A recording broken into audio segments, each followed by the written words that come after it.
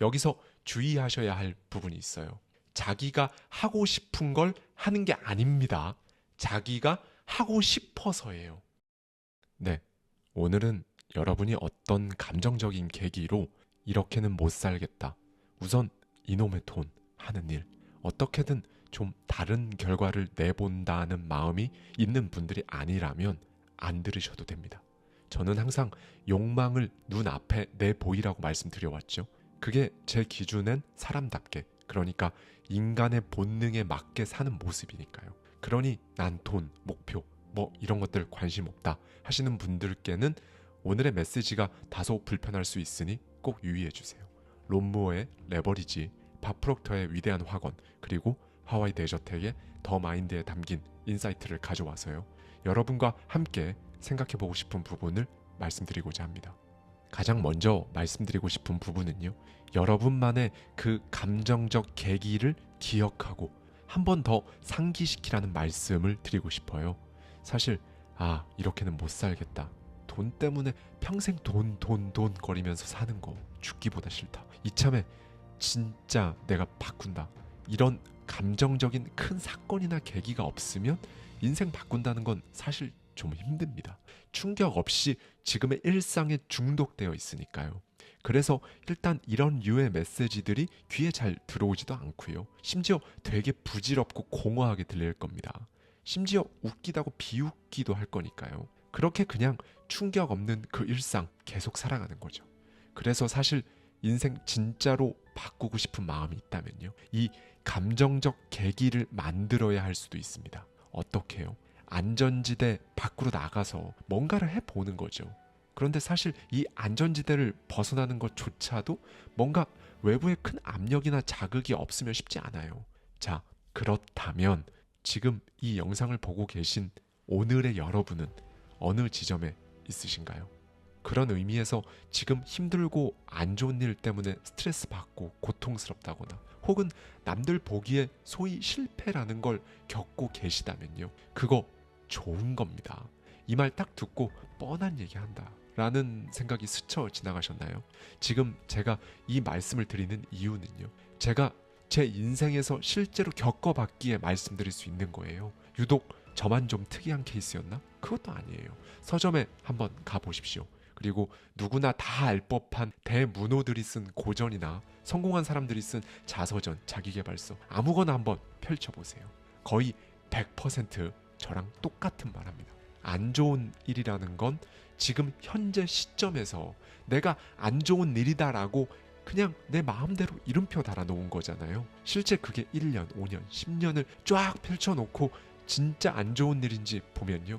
10중 8구 안 좋은 게 아니라 오히려 기회였던 경우가 대부분입니다. 심지어 그냥 기회가 아니라 일생일대의 기회인 경우가 많고요. 그리고 무엇보다요. 지금 안 좋다고 생각하고 있는 그 일로 인해 여러분이 각성하는 소위 이를 갈게 되는 감정적 토대가 마련된다면요. 이제 이때부터 시작되는 겁니다. 뭐가요? 인생 바꾸는 프로세스가요. 이때부터 사람은 보통 뭔가 이상한데 이 방향으로 백날 열심히 가봐야 내 인생 안 변하겠구나 라는 걸 느끼거든요. 이걸 깨닫고 조정을 하기 시작합니다. 이렇게 조정하는 과정은 사실 우리 인생에서 엄청나게 빈번하게 일어나거든요. 이렇게 했더니 아니네. 저렇게 해봐야지. 이것도 아니네. 그럼 이번엔 이렇게 해볼까? 뭐 이런 식으로 말이죠. 그런데 여기서 감정적인 충격이 작을수록 다시 조정하는 데 숙고하는 시간이 굉장히 짧아요. 그러니 다른 방향으로 조정해 본다 한들 거기서도 인생이 바뀔 만큼 큰 성공을 이루기도 어렵고 또 마찬가지로 큰 실패를 하기도 어렵습니다. 이렇게 되면 나는 어쨌든 인생 방향을 계속 고민하고 수정하는데도 여전히 고만고만한 정도에 있게 되는 거죠. 그런데 사람이 살면서 진짜 깊고 제대로 된 조정의 과정, 이걸 겪는 분들은 소수예요. 그래서 성공은 소수만 하는 거고요. 그러니 여러분이 만약 이런 과정에 있다면요. 그 자체로 소수에 속한다는 겁니다. 사실 이런 이야기를 듣는 것 자체로도 엄두도 안 나고 까마득하게 느껴지는 분들이 대부분일 거예요. 어쨌든 지금 별다른 사건 사고 없이 그냥 플랫한 이 감정 상태를 뒤흔들라고 굳이 그냥 안전하게 가만히 있는 게 최고 아니야? 하는 분들이 여전히 거의 대부분입니다. 저는 이런 의견도 존중해요. 진심입니다. 왜냐하면 본인이 선택하는 본인 세계니까요. 무엇보다 이런 소프트웨어가 설치되어 있으면요. 사실 제가 목이 쉬어가며 제가 아니라 그 누가 와서 아무리 얘기한다고 한들 바뀌지 않아요. 절대로 안 바뀝니다. 이건 100%가 아니라 정말 200, 300%예요. 그런데 이걸 딱 뒤집어서 생각하면요. 한 가지 포인트가 나오죠. 바뀌기로 선택했다면 실제로 바뀐다는 겁니다. 인생이요. 여러분이 만약 이 과정을 한번 겪어볼 의향이 있으시다면요. 계속 따라와 주세요. 그러면 이제 방법에 대해 말씀드려 보겠습니다. 인생 바꾸는 과정이죠. 성공, 실패, 그리고 조정. 이거 도대체 여러분 인생에 어떻게 가져올 수 있는지. 일단 제가 말씀드리고 싶은 건 이겁니다. 모든 것에 최선을 다하면 아무것도 못한다. 그 모든 일이라는 거엔 이런 것도 포함되는 거예요. 가치는 낮으나 시간은 투입해야 되고 무엇보다 내 몸값 올리고 수익 올리는데 하등 도움이 안 되는 활동들이 있죠. 이건 제가 예전 직장인이던 시절에 몇 번을 되새기다가요. 어느 순간 라는 깨달음을 얻었던 부분인데요. 여러분 거의 대부분은 생산자가 아니라 소비자란 말이죠. 과거에 저도 그랬고요. 거의 대부분은 TV든 넷플릭스든 유튜브든 인스타든 사실 주변에 있는 모든 것을 소비만 합니다. 그렇죠? 의식주는 물론이고요. 인생의 거의 모든 것들을 소비하는 소비자란 말이죠. 그런데 분명히 소수의 사람들은 그 모든 것들을 생산한다는 거예요. 그 사람들은 가치를 생산합니다. 가치라고 하니까 무형의 무언가를 떠올리기 쉬운데요.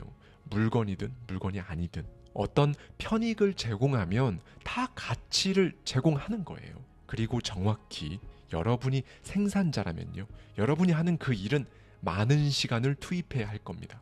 그만한 가치가 있으니까요.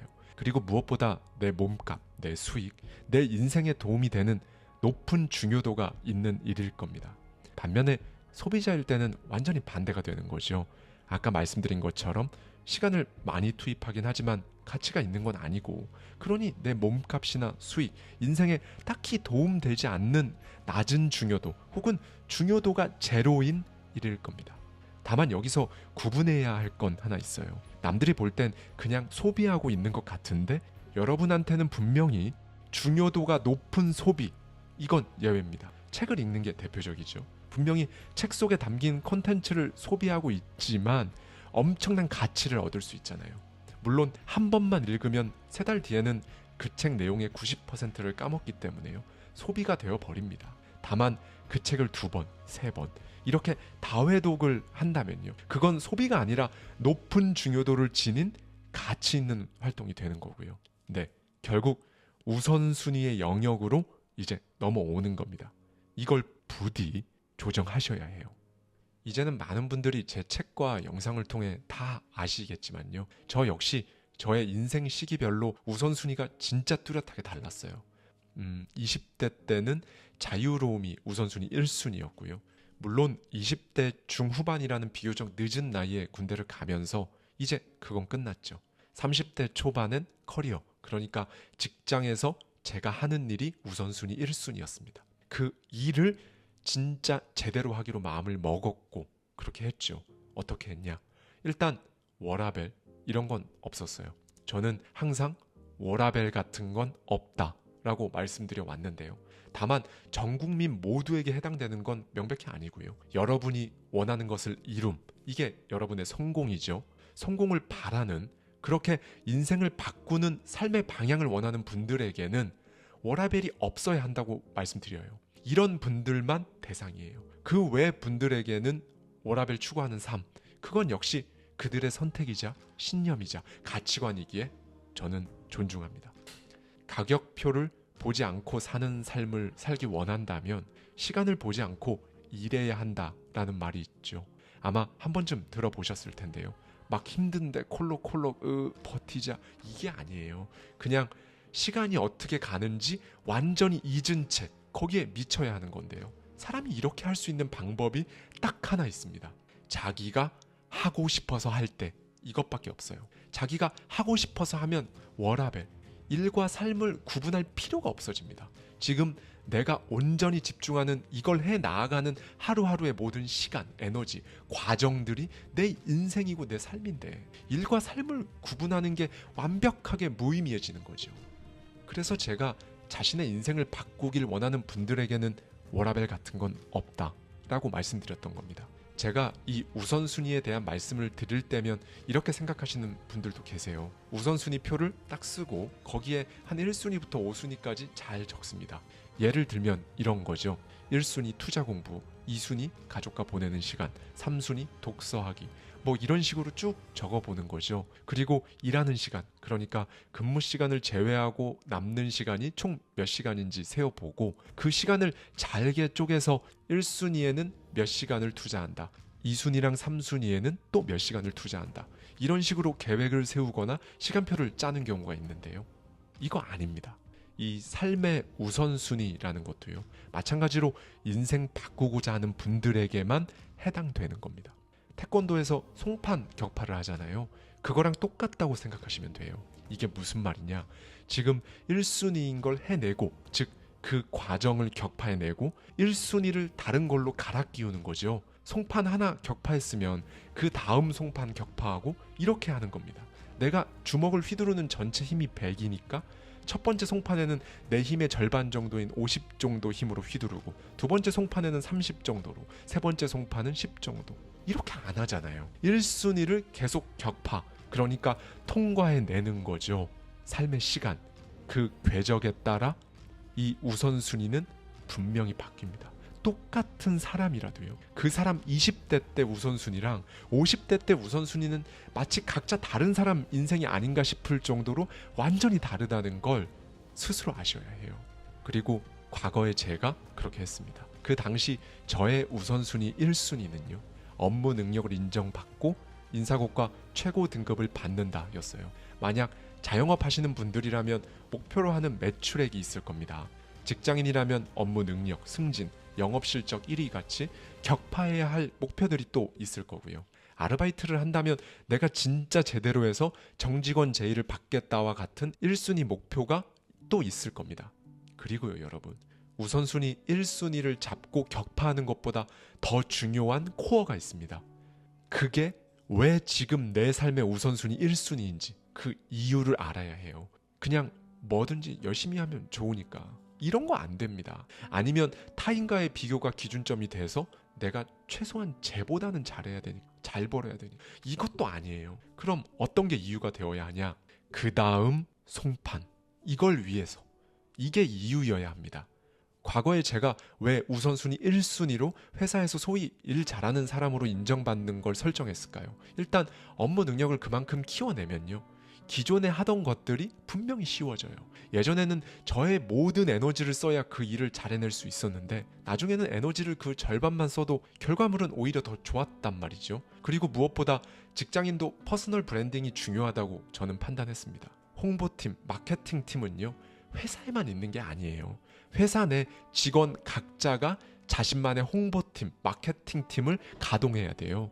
실제로 일도 잘하고 그걸 세련되게 잘 어필, 그러니까 마케팅하는 직원은요, 그 회사에서 S급 인재로 평가됩니다. 일은 잘하는데 묵묵히 일만 해서 그 직원이 뭘 하는지 회사에서 잘 모른다? 이런 직원은 그 다음 등급인 A급 인재가 될까요? 아니요, B급 직원이 돼요. 그럼 A급 직원은 누가 될까요? 업무 능력은 그냥 적당한데 세련되고 효과적으로 퍼스널 브랜딩을 잘하는 직원이 있어요. 이런 사람들이 A급으로 평가받습니다. 그리고요 여러분, 여기서 재밌는 건요, 직장에서 일하는 동료들을 한 명씩 떠올려 보세요. 분명히 딱 연상되는 이미지가 사람마다 있을 겁니다. 일 잘하는 직원, 엄청나게 꼼꼼한 직원, 일이 막 완벽하지는 않아도 대인관계를 유난히 잘하는 직원, 일 못하는 직원, 일도 못하는데 남 탓만 하고 핑퐁만 하는 직원, 이렇게 말이죠. 그럼 일 잘하고 평판 좋은 직원 1과 일 못하는데 남 탓만 하는 직원 2가 각자 보고서를 제출했다고 해볼게요. 두 보고서 퀄리티도 거의 비슷합니다. 그런데 회사에서는 누구 보고서를 채택해 줄까요? 누구 보고 더 잘했다고 할까요? 제가 말씀드리지 않아도 결과가 예상되시죠? 결국 저는 그 당시 제 우선순위 1순위를 달성했고요. 더 이상 회사에서 저의 퍼포먼스를 걱정하지 않아도 되는 포지션을 만들어 놓고 그 기반 위에서 다음 송판, 투자에 정말 온전히 집중할 수 있었습니다.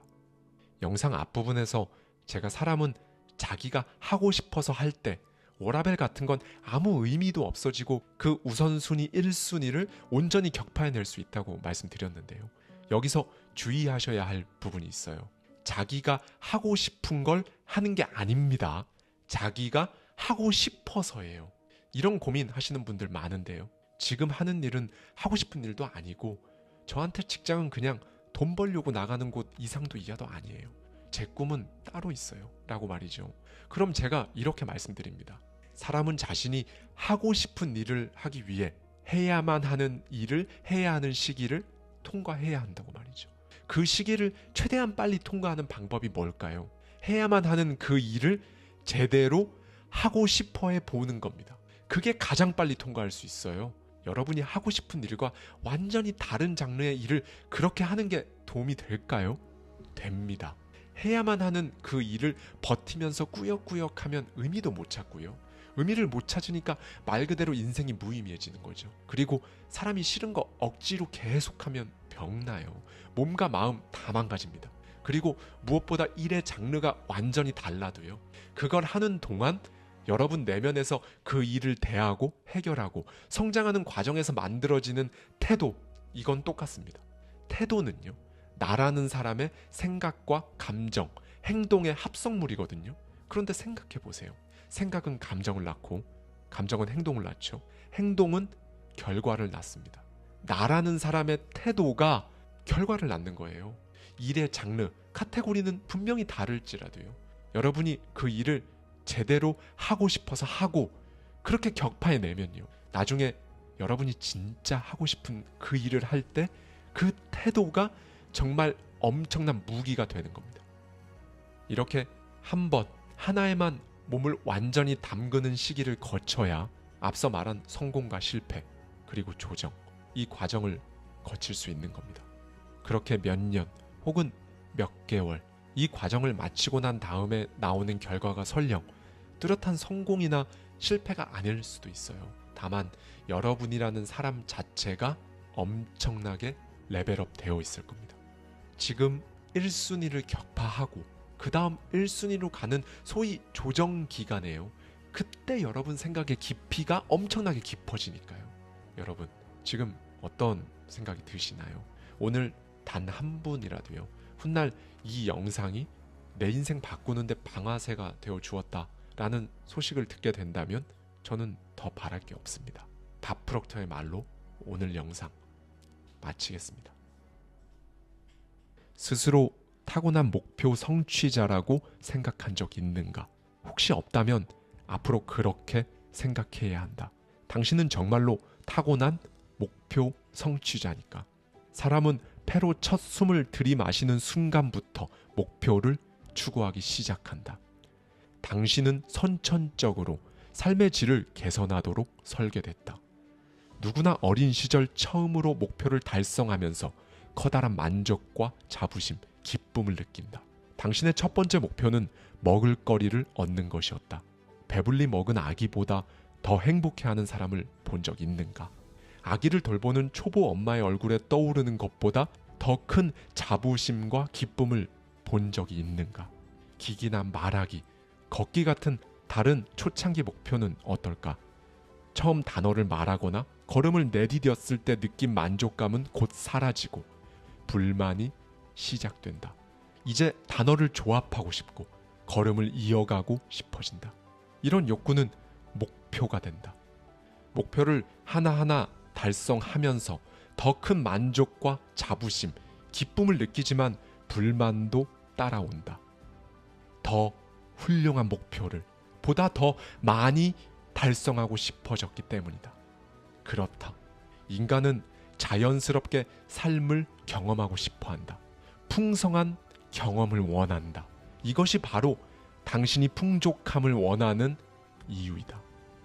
그러나 안타깝게도 너무 많은 이가 어렸을 때부터 지금 가진 것에 만족해야 한다는 말을 들어왔다. 그러면서 목표의 중요성과 목표 자체를 상실해버린다. 절대로 만족해선 안 된다. 행복하되 만족은 금물이다. 불만족은 창의적인 상태다. 당신의 삶에 건전한 불만족을 부여하라. 그것이 바로 살아있는 삶이니까. 당신이 얼마나 많이 버느냐가 아니라 세상이 당신을 위해 얼마나 많은 일을 해주느냐. 성공은 이걸로 갈립니다.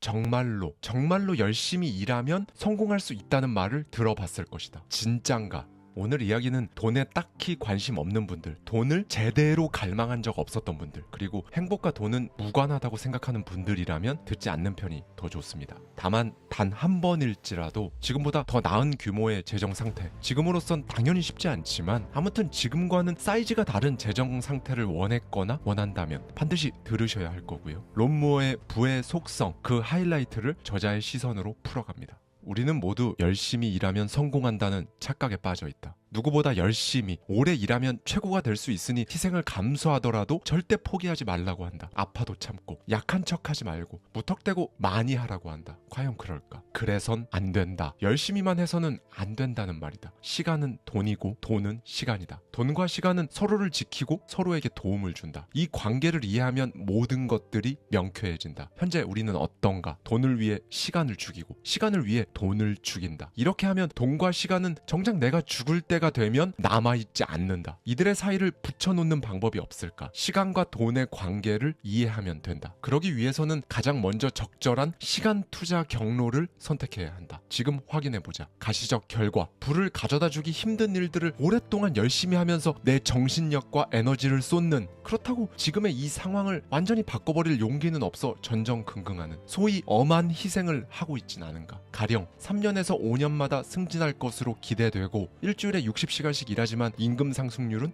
물가 상승률에도 미치지 못하고, 좋아하는 일을 뒤로 미루고 임금이 2배 오르는데 수십 년이 걸릴 게 분명한 그곳에 지금 속해 있는가? 물론 그래도 괜찮다. 그 속도에 스스로 전혀 개의치 않으며 답답함을 느끼지도 않고 그 일을 진심으로 사랑한다면 오히려 그건 진짜로 멋진 일이고 당신은 지금도 충분히 행복할 것이다. 그런데 문제는 여기서부터다. 만약 당신이 이런 상황에서 계속해서 새로운 돌파구를 찾아내려고 발버둥치는 막막함과 두려움의 소용돌이에 있다면 이 이야기를 계속 잘 들어주길 바란다. 정확히 말하면 당신이 깨어있는 시간의 절반을 가치 제공자가 아닌 시간 제공자로서 쓰고 있다면 그것은 당신에게 맞지 않는 것이다. 여기서 나는 누군가의 직원이 된다는 걸 폄하하는 게 아니다. 당신은 일반 직원, 시간 제공자가 아니라 회사와 비전을 공유하고 스스로도 기업가 정신을 가진 기업 내의 사내 기업가, 즉 가치 제공자일 수도 있다. 그 구분법은 사실 간단하다. 일이 즐겁지 않더라도 그걸 상쇄할 수 있는 가치를 주고 받는다면 가치 제공자이고, 그런 게 전혀 없다면 그냥 시간 제공자인 것이다. 당신이 아무리 애를 써도 시간 제공자에서 가치 제공자로 넘어갈 수가 없는 환경이라면 최소한 당신 스스로 생각하는 당신의 적정한 시간당 임금이 그 선을 넘어야 시간 제공자로서도 불만이 없을 것이다. 그래야 시간 제공자로서 발생하는 여타 억울한 비용들이 상쇄되니까. 만약 그렇지 않다면 실제로 다음 임금 인상 때 당신이 시간당 버는 돈이 지금의 시간당 가치보다 낮아질 수 있다. 즉 당신이 시간당 제공하고 있는 가치에 대해 제대로 된 보상을 받지 못하게 되는 것이다. 마찬가지로 노후 생활을 국가의 도움을 받아야 한다며 열심히 오랫동안 일하는 것도 당신에게 좋은 것이 아니다. 현실적으로 안전한 은퇴도 착각에 불과하다. 왜냐하면 국가는 언제라도 사전 경고 없이 퇴직연금 액수를 바꿔놓을 수 있으니까. 단 하나의 규제를 변화시켜서 당신이 지금 준비하는 그 모든 것들을 무의미하게 만들 수도 있다는 것이다. 우리는 언제나 더 열심히, 더 오랫동안 일하면 더 부유해지고 성공할 거라고 생각하고 또 그렇게 교육을 받았다. 그런데 그건 잘못된 생각이다.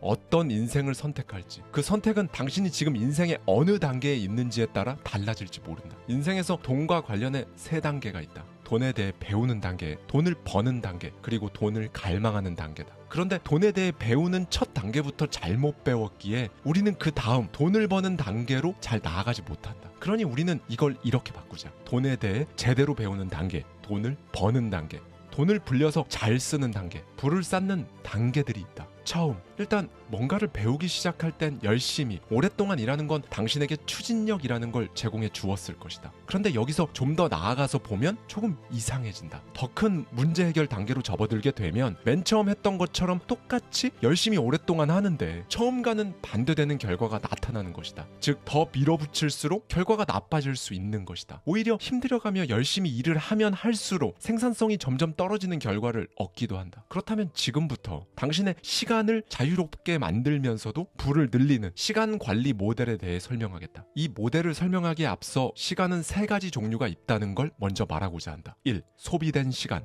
2. 투자된 시간. 3. 레버리지된 시간. 소비된 시간이란 무엇인가? 경제적 측면이나 정서적인 측면에서 지속적으로 혜택을 주지 않는 시간을 의미한다. 만약 경상소득, 그러니까 월급과 같이 정기적으로 소득이 들어온다고 할지라도 당신 스스로 판단하기에 영양가 없는 일만 하거나 이용만 당한다고 느껴지면 그 시간 역시 소비된 시간이다. 투자된 시간. 투자된 시간은 당신이 뭔가를 완료한 이후에도 오랫동안 수입을 가져오거나 레버리지 효과를 제공하는 시간이다. 이 시간은 장시간 혹은 평생 동안 유지될 수 있는 지속적이고 반복적인 혜택을 제공한다. 레버리지된 시간. 레버리지된 시간은 투자된 시간을 활용하는 시간이다. 사업이나 자산을 쌓는 일을 100% 외주로 주더라도 거기서 지속적으로 나오는 수익의 일정 부분을 당신의 소득으로 만들 수 있다면 그것은 레버리지된 시간이 준 결과다. 임금은 주로 소비된 시간에서 나온다. 소득은 배당금, 그림, 저작권 사용료처럼 투자된 시간과 레버리지된 시간에서 나온다. 시간을 잘 관리하려면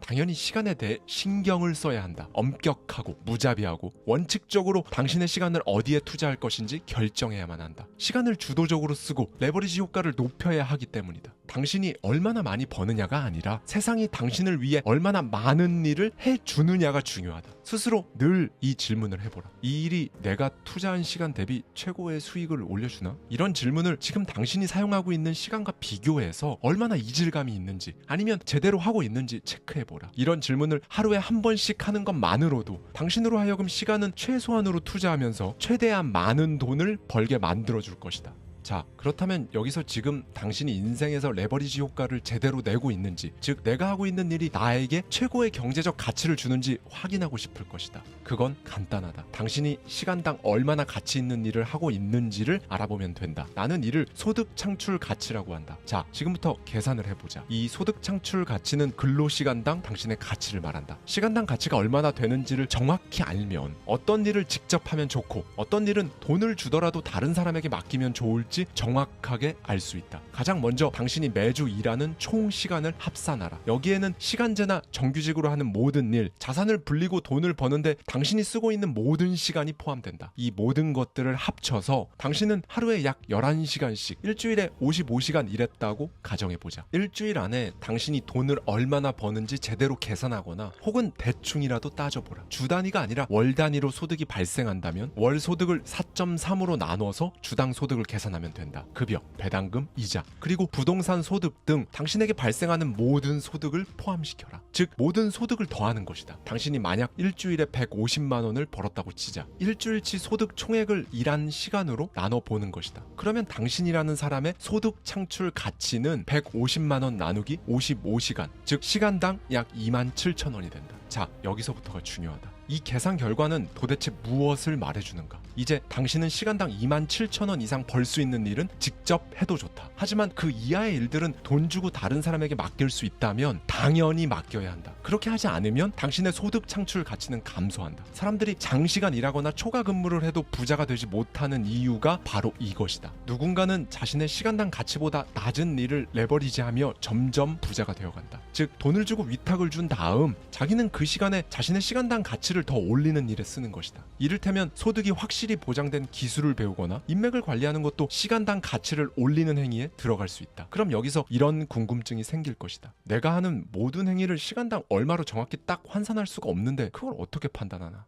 이걸 판단하는 능력이 부의 감각이다. 감각이 있다면 이 이야기를 듣자마자 희미하게라도 어떤 일을 레버리지해야 할지 감이 올 것이고 아직 그 감각이 없다면 헤맬 것이다. 그런데 걱정하지 마라. 이 감각은 여러 가지 일을 하면서 자연스레 깨닫게 된다. 정말 중요한 건 이 모델을 믿고 지금부터 당신 스스로 연습을 해야 한다는 것이다. 그리고 그 연습은 굉장히 쉽다. 소득 창출 가치보다 더 많은 소득을 올려주거나 올려줄 수 있을 거라고 느껴지는 어떤 일이 생기면 당신이 직접 하라. 그렇게 하는 게 더 이익이다. 그 일을 하다 보면 당신이라는 사람의 소득 창출 가치는 쑥쑥 올라갈 것이다. 그런데 이보다 중요한 건 당신의 소득 창출 가치보다 적은 수입을 가져다주는 모든 일을 레버리지하거나 위탁을 주는 것이다. 그렇게 하지 않으면 작은 균열이 당신을 점점 더 돈에 대해 걱정하는 상태로 몰고 갈 것이다. 이게 의미하는 바는 사실상 버는 돈보다 나가는 돈이 더 많은 상태라는 것이다. 지금부터 당신의 모든 일상, 즉 당신의 모든 시간에 이 시스템을 적용하라. 지금 내가 하려는 이 일이 내 시간당 가치보다 높은 일인가, 낮은 일인가, 혹은 동등한가. 이렇게 하면 당신의 인생과 재정 상황은 영원히 바뀐다. 자, 당신이 하루 중 끝마쳐야 할 일이 7가지 정도라고 해보자. 이 중 4개는 맡기고 3가지만 직접 한다면 시간당 가치에 따라 당신은 어떤 걸 레버리지 할 수 있는가? 이것의 경계는 없다. 집안일도 마찬가지다. 당신이 레버리지 할 수 있는 일들을 당장 외부에 맡기는 것부터 시작하라. 그리고 당신이 맡긴 어떤 일도 끝날 때까지 관리가 필요하다. 레버리지한 일들을 철저히 확인하고 끝날 때까지 관리하거나 지도해야 한다. 이 2단계를 모두 끝내고 나면 이제 직접 일을 처리하는 것에만 신경을 쓰면 된다. 외주를 통해 아낀 당신의 몇 시간은 당신이 직접 할 일을 하는데 엄청나게 큰 혜택을 선사한다. 당신은 어쩌면 3가지 일을 온전히 외주를 주고 2가지 일은 관리만 하고 사실상 나머지 2가지 일만 직접 처리하면 될지도 모른다. 자, 이제 사실상 직접 처리해야 하는 것들, 즉 당신의 시간당 가치보다 훨씬 높은 일에 정말 최선을 다하라. 온 마음을 다하라. 그러면 당신은 7가지 일을 7시간을 써서 했을 때보다 절반도 안 되는 시간을 투자해서 2배 이상의 결과를 얻는 기쁨을 기어코 볼 수 있을 것이다. 그걸 아는가? 항상 시간이 부족하다고 말하는 사람은 지금과 계속 같은 인생을 산다. 시간과 돈이 둘 다 부족하다고 말하는 사람은 가면 갈수록 버는 돈보다 나가는 돈이 더 많은 인생을 살게 된다. 지갑 사정은 비슷하나 시간 면에서 여유가 조금 생겼다고 말하는 사람은 나가는 돈보다 버는 돈이 점점 더 많아질 가능성이 있는 것이다. 돈과 시간 면에서 완전히 자유로워졌다고 말하는 사람이 비로소 부의 정점에 선다. 그러니 지금 당장 인생에서 가장 중요한 질문을 던져라. 당신이 원하는 인생은 무엇인가? 당신이 마음속으로 한계를 정해두면 당신의 인생은 그대로 고정된다. 당신의 가치가 당신의 재산이다. 다시 한번 말하겠다. 당신의 가치가 당신의 재산이다. 경제 분위기는 당신의 감정 상태보다 중요하지 않다. 경제 펀더멘털은 당신의 경제만큼이나 중요하지도 않다. 경제라는 단어의 원래 의미는 가정이나 국가를 관리하는 기술이다. 이는 당신 자신을 관리하는 기술과 연관되어 있을 수는 있겠지만 그보다 중요한 게 있다.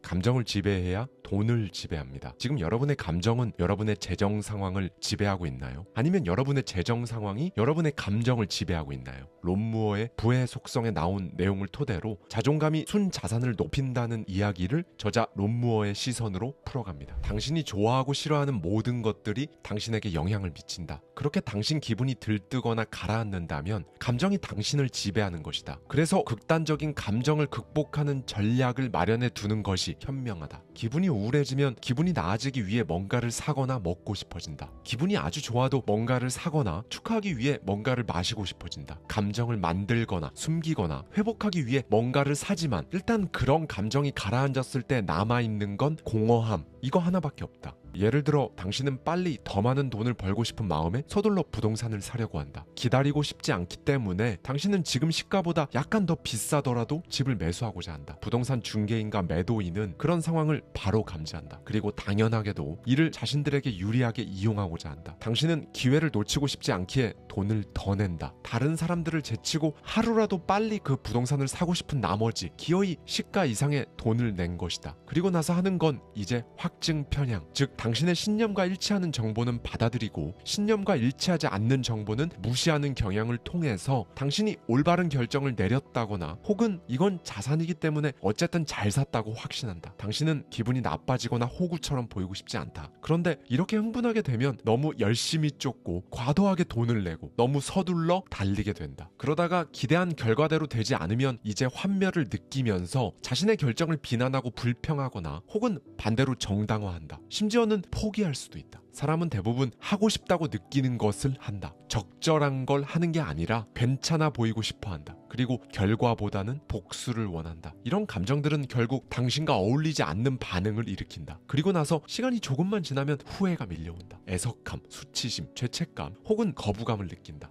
사업, 투자, 돈에는 이 감정과 관련된 두 가지 돈의 법칙이 있다. 흥분하면 좋은 구매 결정을 내릴 수 없다. 두려울 때는 좋은 판매 결정을 내릴 수 없다. 많은 사람이 이 두 가지 규칙을 자주 위반한다. 그런데 사실 이 규칙을 지키는 방법은 정말 엄청나게 단순하다. 대중을 관찰한 다음 그냥 그들과 반대로 행동하면 된다. 이게 전부다. 이성이 마비되는 엄청나게 강렬한 감정을 경험하기 전까지 사람들은 다들 훌륭한 의도를 지니고 있다. 그러니 당신의 이성이 마비되기 전에 감정을 조절하는 걸 무조건 해야 한다. 달콤한 유혹을 배제해야 하는 것이다. 다이어트를 하고 있다면 냉장고를 비워야 하는 것과 똑같다. 당신이 감정적으로 급격하게 치솟을 때 스스로 자기 파악이 끝날 때까지는 무언가를 충동 구매하거나 쉽사리 결정하는 건 금물이다. 이렇게 감정의 영향을 받아 돈과 관련된 결정을 하면 후회하거나 기분이 상할 수 있으니까. 재정 문제는 걱정한다고 나아지지 않는다. AP통신 그리고 인터넷 서비스 회사 AOL이 공동으로 실시한 연구 결과를 보면 사람은 자신의 재정 상태에 대해 걱정할 때 심각한 건강 문제가 생길 위험이 커진다. 빚 때문에 스트레스를 많이 받는 사람들과 그렇지 않은 사람들보다 심장마비에 걸릴 확률이 무려 2배 더 높은 것으로 나타났다. 궤양, 소화장애 등 다른 질환들도 생겼다. 재정적으로 높은 스트레스를 받는 사람들의 27%가 소화장애를 지니고 있었다. 이들 중 44%가 편두통을 앓고 있었던 데 반해 재정적으로 스트레스를 적게 받는 사람들 중에는 불과 4%만 편두통이 있었을 뿐이다. 재정적 문제가 있는 사람들의 우울증 비율은 23%, 그렇지 않은 사람들은 4%로 마찬가지로 큰 차이가 있었다. 재정 문제와 관련된 이 걱정과 정신적 문제를 피하는 쉬운 방법이 있다. 위 연구 이후 추가 연구를 실시한 결과 적극적으로 자신의 재정 계획을 다시 세워보고 그걸 위해 하나라도 더 배우는 사람들은 재정 상황에 스트레스를 덜 받고 자신감은 커졌으며 정신건강장애를 덜 겪은 것으로 집계되었다. 미국의 한 연금기업과 보험회사가 실시한 조사 결과를 보면 대체로 자신의 재정 상태를 자기가 어느 정도 통제하고 있다고 느끼는 사람들의 행복도는 25% 향상됐다. 정말 말 그대로 당장 재정 상태가 드라마틱하게 좋아지는 게 아니라 돈과 재정에 대해 배우고 계획을 수립하는 것만으로도 걱정과 스트레스는 줄고 전반적인 행복도와 만족도는 높아지는 것이다. 그런데 우리는 모두 일시적인 만족감에 너무 쉽게 굴복한다.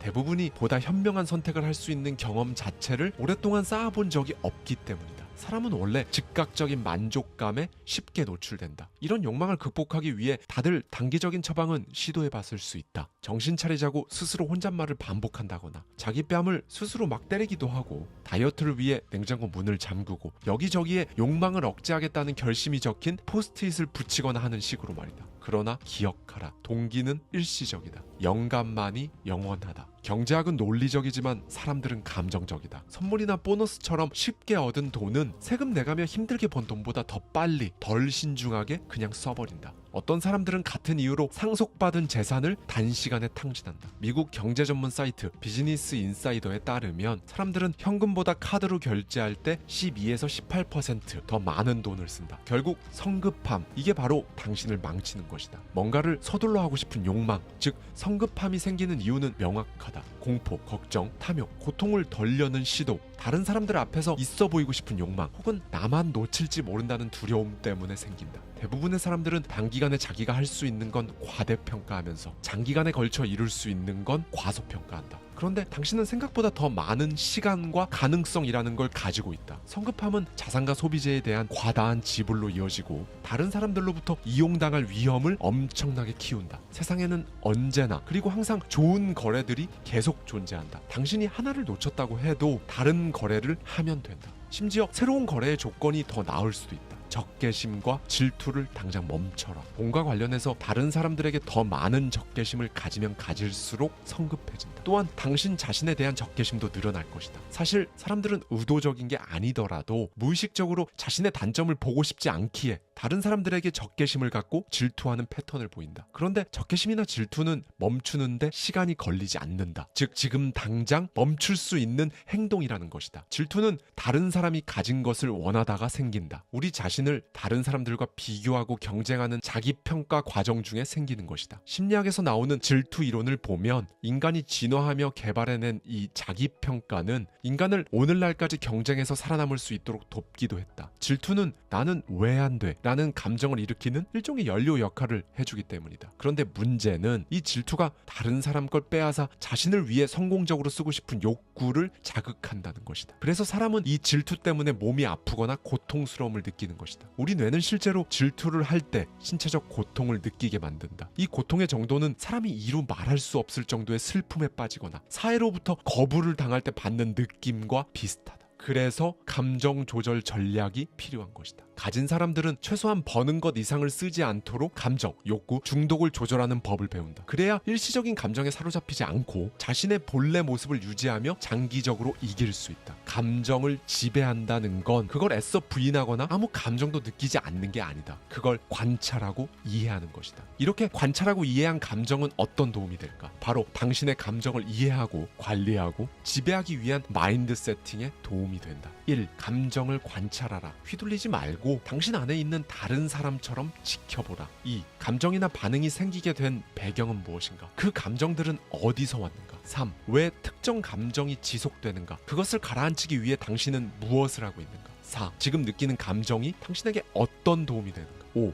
자신을 격리시켜라. 진정될 때까지 감정이 지금 당신 일상을 방해할 수 없는 공간으로 가서 혼자 있어라. 6. 당신을 쉽게 판단하지 않는 신중한 사람을 친구로 둬라. 7. 성급하거나 감정적인 결정을 내리지 말고 한 박자 쉬어라. 8. 문제가 반복된다면 관련 분야의 최고 전문가들이 여는 교육을 수강하라. 9. 가치에 맞는 지출과 투자를 하라. 가치에 맞지 않으면 지출과 투자 모두 하지 마라. 감정에 바로바로 반응하면 안 된다. 부는 당신의 행복을 만들어줄 수 있는 힘이 있다. 그러니 감정에 반응하는 것이 아니라 이 감정을 조절하면 돈을 관리할 수 있게 된다. 거기서부터 시작인 것이다. 만약 당신이 계속 감정에 휘둘린다면 당신의 자존감은 낮아질 것이며 순자산은 영원히 적을 것이다. 자존감이나 자부심이라는 감정은 뭔가 충분하다는 내적 느낌이다. 대부분의 내적 느낌은 당신이 당신 스스로에게 털어놓는 이야기와 당신이 스스로를 얼마나 잘 알고 있고 얼마나 많이 사랑하고 있는지와 연결된다. 당신은 다른 사람들에게 인정받을 자격이 있고 당신 스스로에게 인정받을 자격이 있다. 누구 못지않게 부와 재물을 누릴 자격도 있다. 그러면 안 될 이유가 도대체 무엇이란 말인가? 가치가 있는 사람, 없는 사람을 결정하는 주체가 누구인가? 당신이 빠진 채로 당신의 가치를 부여하는 전능한 고차원적 존재는 없다. 다른 사람들이 당신의 가치에 대해 뭐라고 떠들던 그건 원래 상관이 없다. 왜냐고? 그들은 당신의 가치가 아니라 자신들의 가치에 따라 당신을 판단하고 있는 것이기 때문이다. 당신이 과거에 저지른 일도 중요하지 않다. 왜? 원래 사람은 모두가 실수를 하니까. 그래서 과거가 미래를 좌우하는 것도 아니다. 당신은 전진할 수 있다. 당신의 순자산을 높이고 싶다면 반드시 자부심을 높여야 한다. 자부심은 어떻게 높여야 할까? 명확한 방법이 있다. 이 네 가지를 안 하는 것부터 시작이다. 비난, 불평, 변호, 정당화. 이 네 가지는 당신의 모든 현금 흐름과 사람들을 무조건 내쫓을 것이다. 이런 행동은 당신을 승자가 아닌 피해자로 보이게끔 만든다. 부와 멀어지는 행동 요인을 제거하는 것. 이게 바로 자부심을 높이기 위한 간단하면서도 명확한 전략이다. 하나씩 뜯어보면 이러하다. 비난. 당신은 정부, 시스템, 은행, 정치인, 부모, 언론, 고객, 구매자와 판매자 등 사악한 사람들을 모두 비난할 수 있다. 그런데 그래봤자 바뀌는 건 없다. 단 하나도 없다. 왜냐하면 그들 중 그 누구도 당신의 비난을 신경조차 쓰지 않기 때문이다. 더 이상 자책하지도 말고 모든 사람 그리고 모든 것들을 비난하는 걸 중단해보라. 그러면 그렇게 비난하며 사는 게 지금 지나가면 영원히 다시 오지 않을 당신의 유일무이한 시간과 에너지를 얼마나 낭비하는 것인지 차츰 깨닫게 될 것이다. 불평, 좌절, 분노, 불공정, 죄책감이라는 부정적인 모든 감정들의 배출구가 바로 불평이다. 이것저것 욕하고 불평해보니 어떠한가? 불평을 듣는 사람들 중 단 한 명이라도 그 불평을 들어주길 좋아하는가? 딱 하루만 의도적으로 불평을 하지 말아보라. 하루는 누구라도 할 수 있다. 이런 변화는 당신의 바깥 세상과 당신 삶에 끌어들이는 사람들과 부에 엄청난 변화를 일으키고 당신의 내적 행복에도 결정적인 영향을 줄 것이다. 변호. 자신의 입장과 결정을 변호하는 건 정말 완전한 에너지 낭비다. 당신이 뭐라고 말하든 사람들은 자기가 하던 생각을 계속하니까. 그러니 사람들의 비판을 그냥 듣고 미소를 짓고 감사하는 법을 연습하는 편이 훨씬 낫다. 더 이상 말하지 말고 묵묵히 앞으로 나아가라. 입장을 변호하고 싶어하는 스스로를 붙잡고 함구하라. 그러면 돈을 벌고 인생 바꾸는데 당신의 시간을 사용할 수 있다. 정당화. 당신의 결정, 행동을 정당화하면 할수록 이상하게 괜한 의심만 사게 될 것이다. 변호와 마찬가지로 정당화는 시간과 에너지의 낭비다. 굳이 다른 사람들로부터 당신의 결정을 승인받을 필요가 없다. 심지어 그 사람들은 당신이 가장 존경하는 사람도 아니고 당신 인생에서 가장 중요한 사람도 아니지 않는가. 당신의 계획, 당신의 일을 사람들에게 말하지 않는 게 최선일 때도 있다. 결국 잘 될 사람들이 무조건 피하는 것들은 이것이다. 재정 상황이 오랜 기간 좋지 않았고 지금도 안 좋은 사람이 하는 끈질긴 주장, 다른 사람의 의견과 말을 무조건 받아들이는 태도, 군중 심리, 변명, 자신에게 아주 중요하지도 않은 싸움. 사람들은 진짜로 열등해서가 아니라 죄책감, 수치심, 두려움을 가지고 있어서 비난하고 불평하고 변호하고 정당화한다. 어쩌면 미지의 것, 실패, 성공, 변화를 두려워해서 그런지도 모른다. 다시 한번 말하지만 당신이 비난, 불평, 변호, 정당화를 하고 있다고 해도 그건 당신이 열등해서 그런 것이 아니다. 변화에서 성공하고 싶지만 그곳은 미지의 길이고 실패할까봐 두려운 사람일 뿐이다. 그러니 당신이 두렵다고 다른 사람들을 마구 몰아세우며 살지 마라. 당신 스스로를 몰아세우지도 마라. 어쩌면 그렇게 하지 않으려고 애쓰고 있을 수도 있다. 만약 그렇다면 지금 당신은 최선을 다하고 있으니 계속 그렇게 하면서 성장을 멈추지만 마라. 그냥 당신이 모든 일에 책임을 져라. 비난, 불평, 변호, 정당화를 할 시간에 용서를 하라. 감사를 하라. 처음에는 당연히 내키지도 않고 어려울 것이다. 그런데 이것이 가져다주는 엄청난 위력을 아주 조금이라도 체감하는 순간 당신 인생은 영원히 바뀔 것이다. 실제로 그렇게 된다. 기대 이론에 따르면 사람은 겉으로 보기에 공정한 것이나 마땅히 받을 자격이 있는 것을 받는 게 아니라 자기가 기대하는 것을 얻는다. 당신은 스스로 잘 살게 될 사람이라고, 그럴 자격이 있다고 느껴야 한다. 그러니 다른 어떤 것보다도 자신에게 공들이는 것에 매진하라. 물질적 부를 원한다면 심리적 부부터 쌓아야 한다. 성장을 원하는 모든 분야에서 나는 그냥 학생이다 라고 선언하라. 그리고 당신을 고무시키는 목표를 잡고 매진해보라. 결과에 신경 쓰지 말고 그걸 하고 있는 당신 스스로를 즐겨라. 당신은 시급, 월급, 연봉 또는 그 외의 것들을 통해 돈을 번다. 그렇게 당신의 순 자산이 만들어진다. 당신이 최대한 벌 수 있는 돈은 어느 정도 규모인가? 그 규모는 당신이 실제로 돈을 벌 수 있는 능력이다. 동시에 당신이 믿고 있는 당신 스스로의 가치이기도 하다. 만약 당신을 더 나아가지 못하게 막는 한계가 있다면 그런 한계는 당신의 자부심과 직접적으로 연결되어 있을 것이다. 당신이 마음속으로 한계를 정해두면 당신의 인생은 그대로 고정된다. 당신의 가치가 당신의 재산이다. 다시 한번 말하겠다. 당신의 가치가 당신의 재산이다. 자기 자신을 더 소중히 여길수록 세상은 당신의 가치를 더 인정해준다. 당신이 가치 있는 존재라고 느낀다면 당신은 부자다. 아직 경제적으로 부유하지 않다면 부를 현금으로 바꾸는 방법을 아직 배우고 있기 때문일 뿐이다. 인간에게는 자신의 가치를 현실의 부로 만들어내는 능력과 가능성이 있다. 그렇기에 당신이 우러러봤던 그들이 할 수 있다면 당신도 할 수 있다. 딱 하나만 뚫어보면 지금까지 내가 어떻게 이 정도 수준의 월급에 만족했나 싶을 만큼의 돈이 쏟아진다. 여러분, 오늘 정말 중요한 이야기를 할 겁니다. 오늘 저의 생각과 함께할 책은 부의 속성인데요. 저자인 론 무어와 국내 최초로 제가 인터뷰를 나눴던 영상이 영어 원본 그리고 한국어 더빙본으로도 올라와 있으니 고정 댓글을 참고해주세요. 그리고 무엇보다 오늘 말씀드릴 내용은요, 저자 론 무어의 어투가 굉장히 강렬해서요, 저자의 그 느낌을 제대로 살려서 전달해 드리는 게 좋겠다는 생각이 들었어요. 저자의 말투로 풀어가겠습니다. 단언컨대 사랑, 아이들과 보내는 시간, 아이들이 성장하는 모습을 지켜보는 것, 인생에서 최고의 것들은 사실 공짜다. 자연, 아름다움, 예술, 산책, 음악, 당신이 사랑하는 공짜로 얻는 많은 것들을 생각해보라. 이런 경험을 더 많이 하려면 당신의 시간을 자유롭게 쓰게 해줄 소극적 소득이 필요하다. 도대체 소극적 소득이란 무엇인가? 소극적 소득은 근로소득이 아닌 당신이 소유한 자산에서 나오는 소득을 의미한다. 즉, 당신이 이런 공짜 경험들을 모두 자유롭게 할 수 있게끔 비용을 대신 내주는 존재가 필요하다는 거다. 대출 이자를 갚기 위해 직장에서 스트레스를 견디며 한 주에 50시간 넘게 일하며 끝없는 한숨만 쉬며 살고 있는가? 앞서 나열한 인생 최고의 공짜 순간들, 그런 게 와닿지도 않고 느껴지지도 않을 만큼 눈앞에 힘든 것들만 가득하다고 생각하며 살아가고 있는가? 지금 이건 당신이 원하는 삶이 맞는가? 당연히 돈만 있다고 행복할 순 없다. 다만 다른 조건이 동일할 때 더 많은 돈은 더 많은 것들을 할 수 있게 해준다. 왜? 당신이 돈에 대해 지니고 있는 안목이 어느 정도인지 알 수는 없지만 돈이라는 건 교환을 원활하게 만드는 매개체로서 단순한 물품 그 이상의 가치로 교환할 수 있는 기회를 제공하기 때문이다. 나는 돈이 없던 적도 있었고 충분한 돈을 가져보기도 했다. 분명한 건 내가 녹슨 고물차를 몰 때보다 지금 좀 더 나은 고급차를 몰고 있을 때 더 많은 일을 할 수 있는 기회들이 주어진다는 것이다. 그렇다. 돈은 이렇게 소위 변형이 가능하다. 돈에 대한 안목에 대해 말해보자. 안목이란 무엇인가? 보이지 않는 것들까지 읽어내고 그 값을 매기는 능력이 아닌가?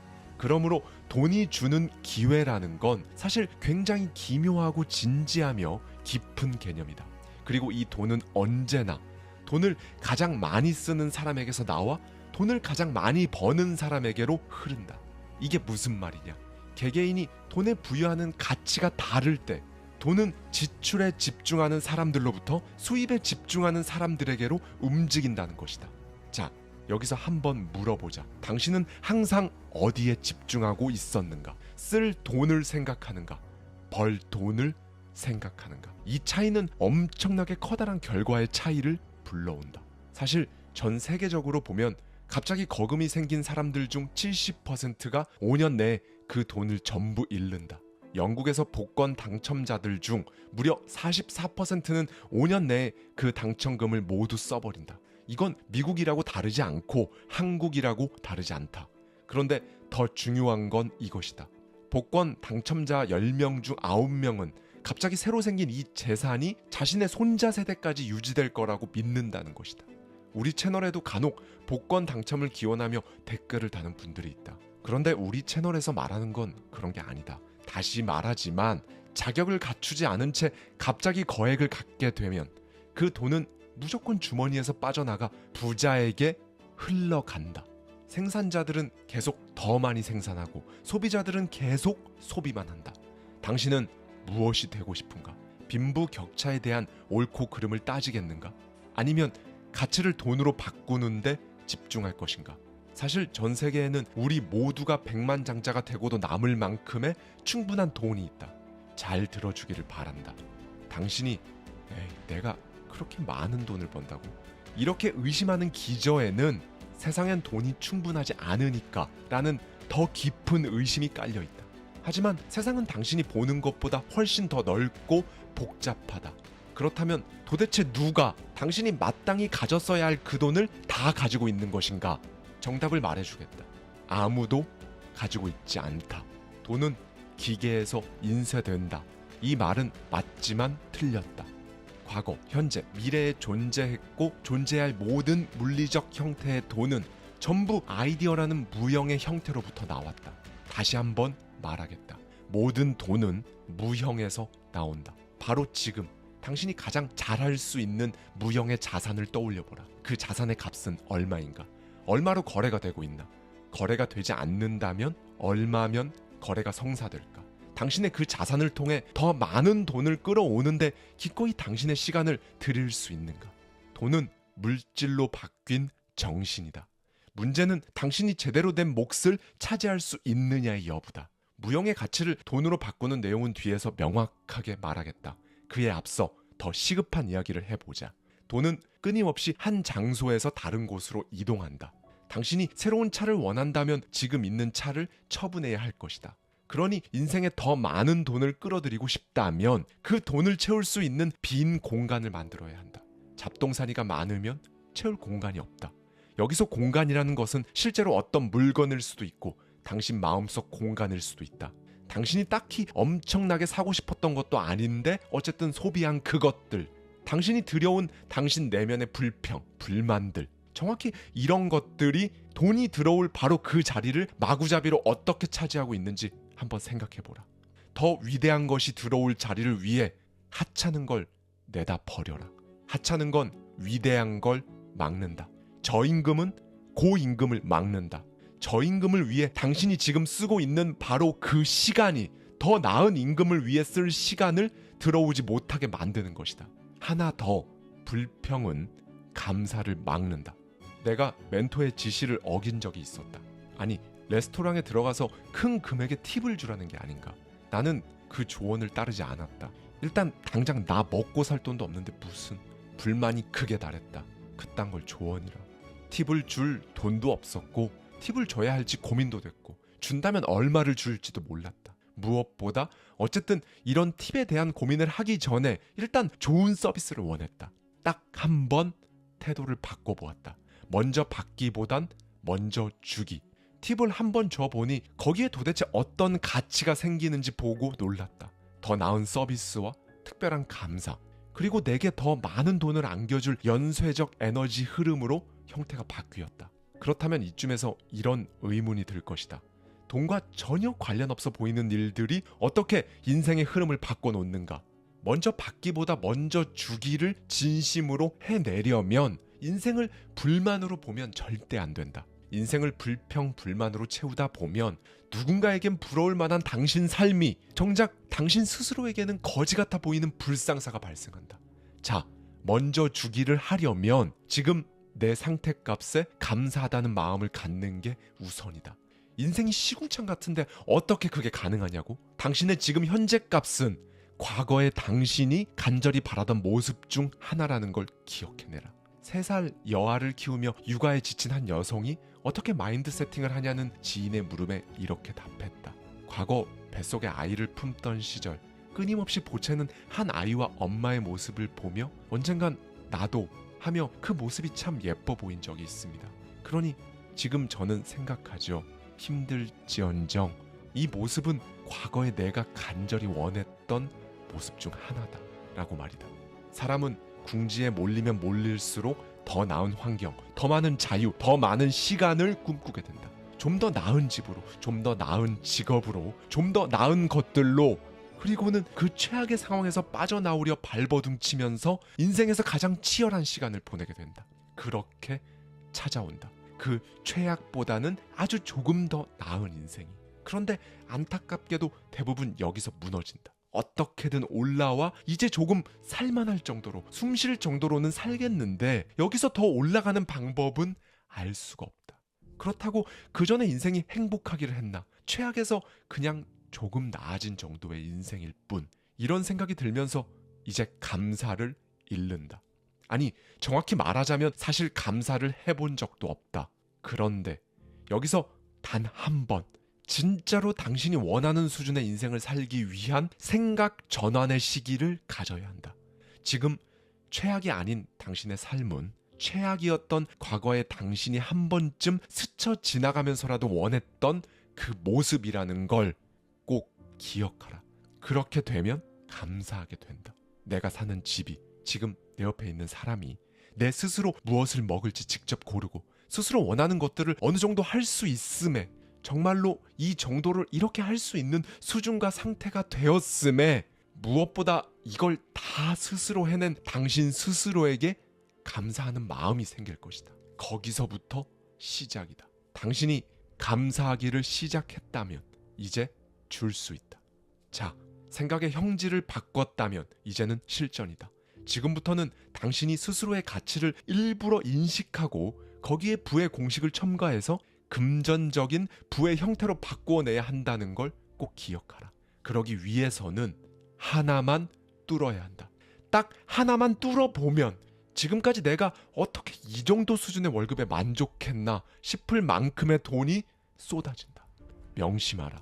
지금 이 고민을 막는 것, 보다 정확히는 당신이 이런 고민에 시간을 쓰고 싶지 않아 하는 이유는 그저 주어진 일에 만족하며 자기 시간을 다른 사람에게 의탁해버리는 데 익숙해진 당신의 게으름 때문이다. 모든 사람은 사실상 부유하다. 이걸 모르는 사람과 아는 사람만이 있을 뿐이다. 사람들의 부는 각기 특별하고 개별적인 형태로 존재한다.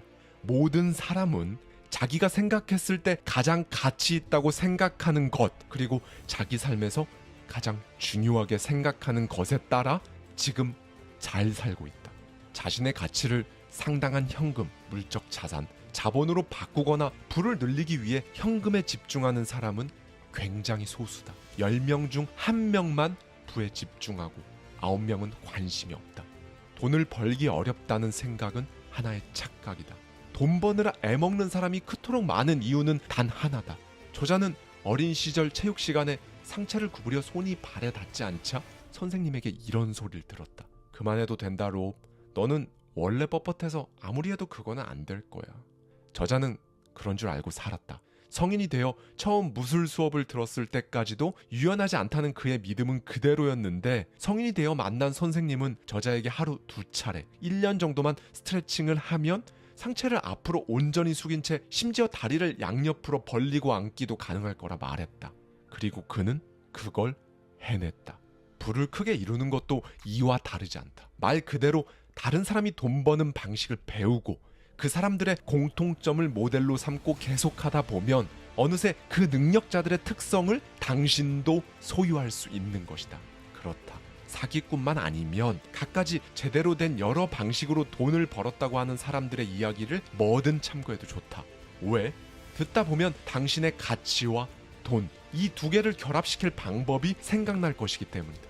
단지 아직까지 돈 버는 방법을 모르는 게 문제일 뿐이다. 그냥 아직 그런 걸 배운 적 없고 그런 시스템에 노출된 적도 없으며 충분히 의미 있는 액수의 돈을 벌어본 적이 없을 뿐이다.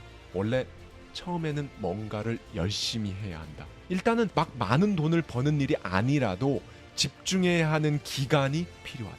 돈을 벌어본 사람들은 돈을 좋아하고 심지어 존경하기도 한다. 그래서 철저히 공부했고 부의 흐름과 법칙을 관찰했을 뿐이다.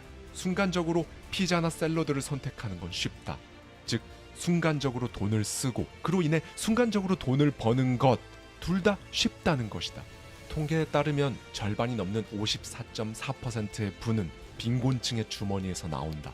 즉 사람들은 대부분 돈을 소비하면서 그렇게 자신 소유였던 그 돈을 타인 소유로 전환시킨다는 것이다. 이렇게 돈이 이동하는 것이 바로 거래가 일어나는 것이다. 이 거래라는 건 꼭 돈에만 해당되는 것이 아니다. 아이디어, 에너지, 영감, 서비스, 해결책, 기대, 정보, 지식, 신용 이 모든 것들에게서 손바뀜이 일어나는 것 이게 바로 거래다. 당신이 손바꿈해야 할 그 가치는 무엇인가? 사람들이 당신과 거래를 통해 얻게 될 가치가 무엇인지 생각해 봐야 한다는 것이다.